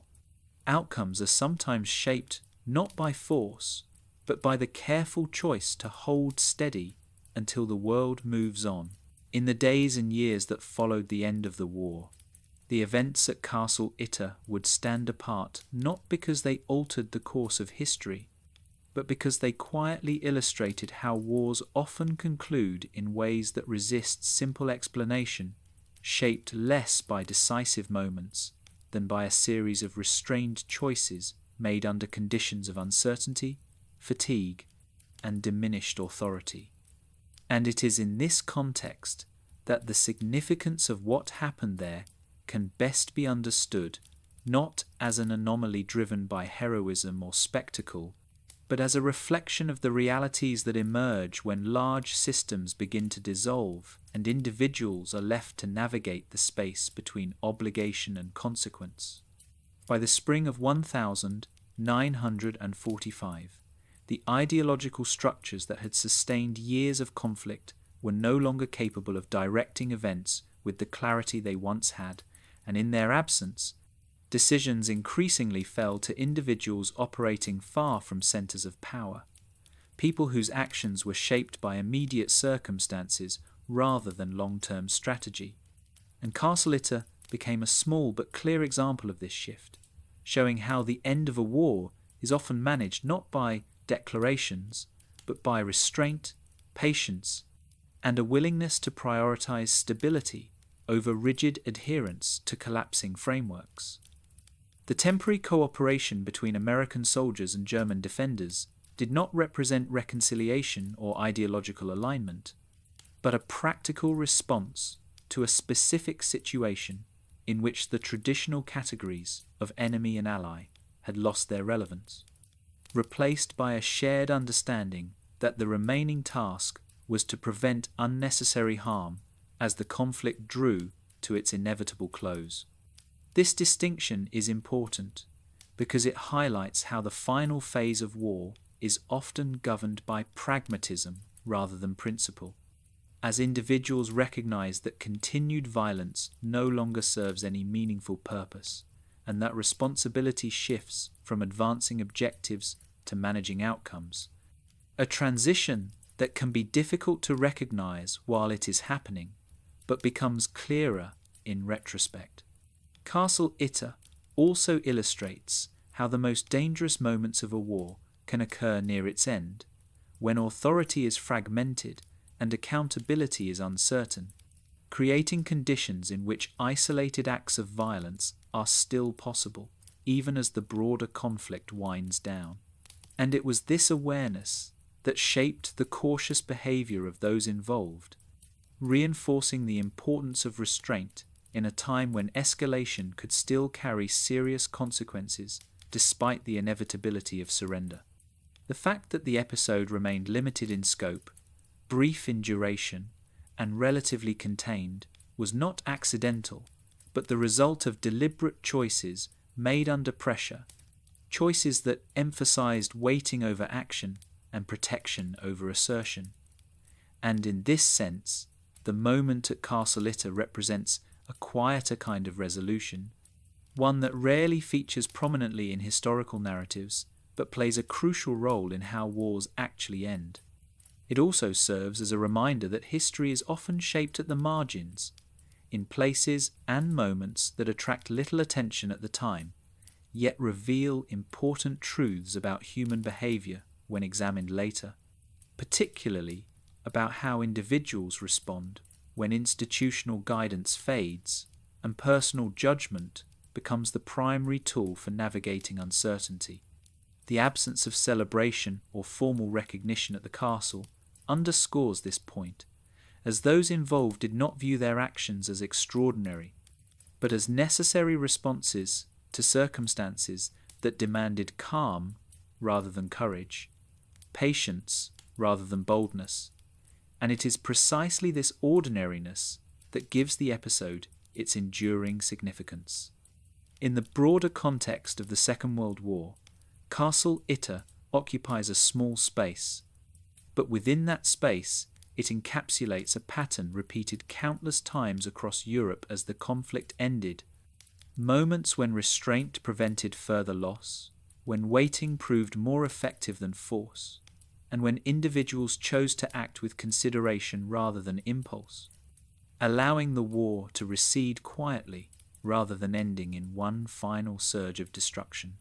By understanding the events at Castle Itter in this way, not as an exception to the nature of war, but as an expression of its closing phase, it becomes possible to see the episode not as a dramatic anomaly, but as a quiet illustration of how wars conclude unevenly, imperfectly, and often through decisions that leave little trace beyond the fact that something terrible did not happen. And it is in this absence, this quiet space where escalation was avoided, that the true meaning of the moment resides, offering a subtle but lasting insight into the human capacity for restraint at the end of even the most destructive conflicts. After the war ended and the immediate urgency surrounding Castle Itter faded, the site gradually returned to a quieter existence, one shaped not by military necessity but by the slow reassertion of ordinary time. As the valley resumed its rhythms and the castle, which had briefly become a place of unusual convergence at the war's end, settled back into the background of the landscape it had long occupied. In the weeks that followed, Allied administration moved through the region methodically, processing former prisoners, disbanding remaining military units, and establishing order in ways that were careful rather than dramatic. And within this process, the castle was treated not as a symbol or a prize, but as a location whose role had already concluded, its purpose fulfilled without requiring further attention. The French prisoners who had been held there were gradually transported onward, their departure carried out without spectacle, marked instead by careful coordination and the recognition that reintegration into the world beyond confinement would itself take time, as years of war and displacement could not be undone in a single journey or announcement. For the German soldiers who had remained at the castle during its final days, the transition was equally quiet,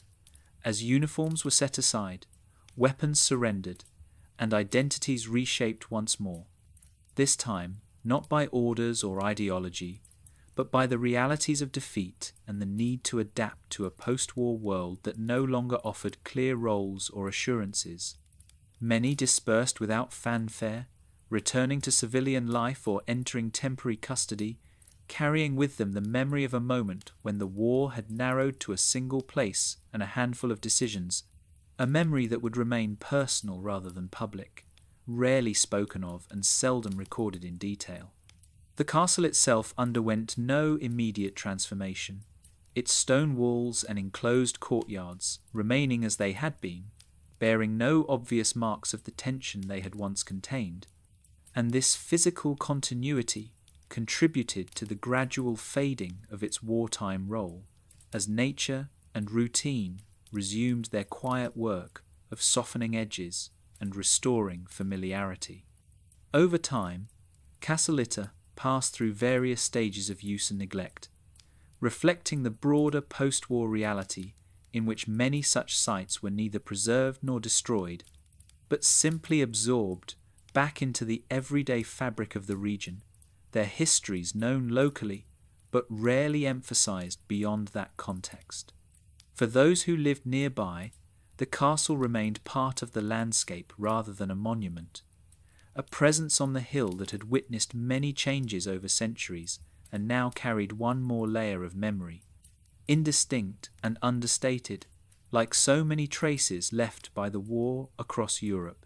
As years passed and the events of the Second World War receded further into the past, the story of what had happened at Castle Itter remained largely unknown outside specialist circles, overshadowed by larger battles, political decisions, and narratives that focused on decisive moments rather than quiet resolutions. And this relative obscurity reflected a broader tendency in how wars are remembered, privileging clarity and scale over ambiguity and restraint. Yet the absence of widespread recognition did not diminish the significance of the castle's final wartime role, because its importance lay not in its impact on the outcome of the conflict, but in what it revealed about the nature of war's end, a phase often characterized by uncertainty, fragmentation, and the gradual replacement of ideology with pragmatism.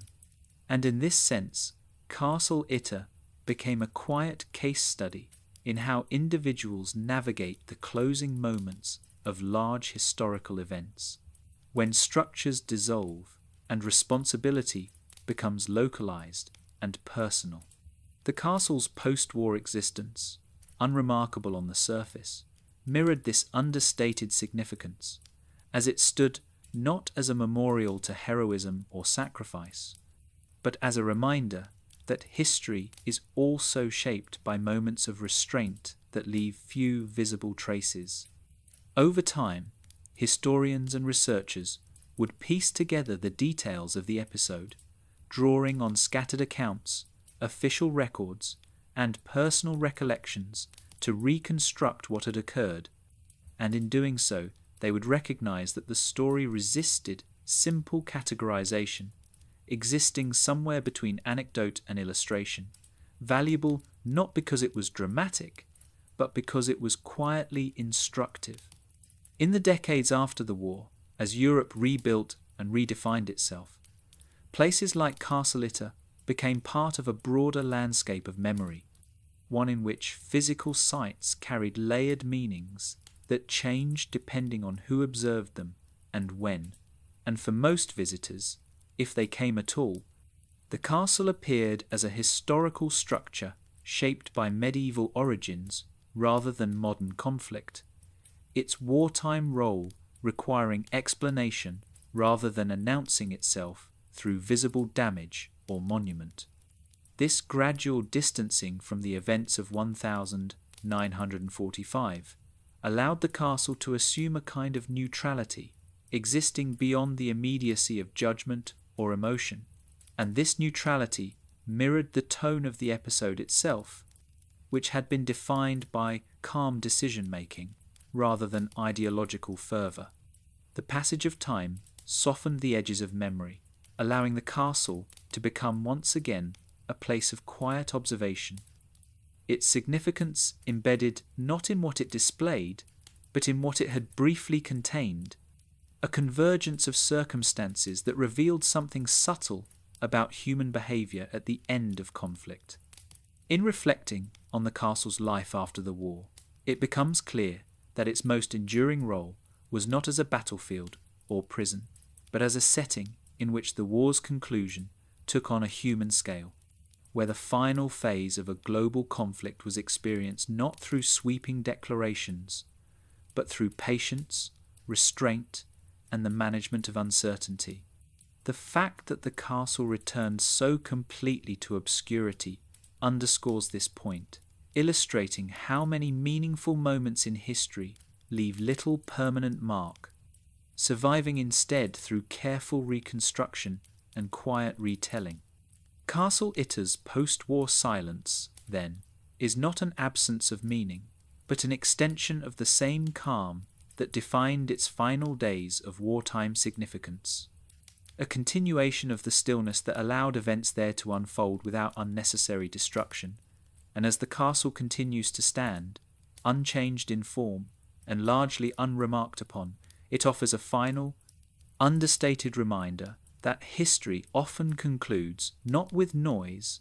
but with the simple persistence of place, bearing witness long after the urgency of events has passed. As this story comes gently to a close, Castle Itter remains where it has always been, quiet and unchanged in the Austrian hills, carrying no visible sign of the uncertainty, restraint, and careful judgment that briefly shaped its place in history. And in that stillness there is something fitting, because the moment it witnessed was never meant to be loud or triumphant, but calm, provisional, and human, a reminder that even at the end of a global war, outcomes are often determined not by force or ideology, but by patience, fatigue, and the quiet decision to let events pass without adding to their weight. The final days of the Second World War did not arrive everywhere with celebration or clarity, and at Castle Itter they unfolded instead through waiting, listening, and choosing not to escalate, allowing the war to recede naturally rather than demanding a final expression of violence. And this way of ending, understated and uneven, mirrors how many people actually experience the transition from war to peace, not as a moment, but as a slow return to ordinary time. If you've been listening from beginning to end, you've shared in that gradual movement, following a story shaped by silence as much as action, and by restraint more than confrontation. And if you found it calming or meaningful to spend this time here, you're always welcome to subscribe and join us again, as new long-form history stories are shared each week, told slowly, thoughtfully, and with the same quiet attention to the moments that often go unnoticed. And for now, you can rest, knowing that this particular story, like the war it describes, has ended not with noise, but with stillness.